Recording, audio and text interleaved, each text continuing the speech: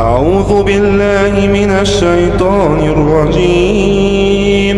بسم الله الرحمن الرحيم. والفجر وليال عشر والشفع والوتر والليل إذا يسر هل في ذلك قسم لذي حجر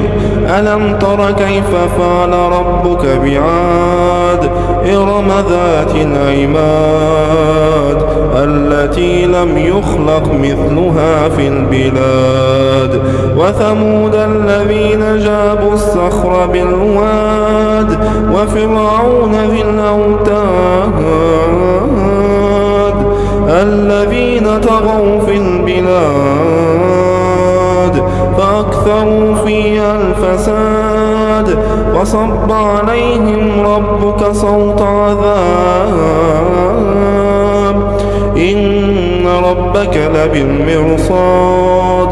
فأما الإنسان إذا ما ابتلاه ربه فأكرمه ونعمه فيقول ربي أكرمن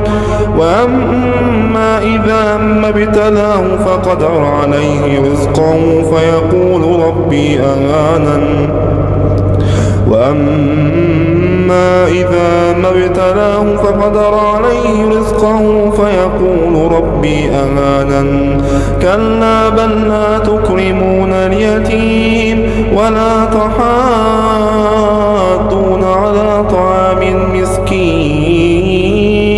وتأكلون التراث أكلا لما وتحبون المال حبا جما كلا إذا دكت الأرض دكا دكا وجاء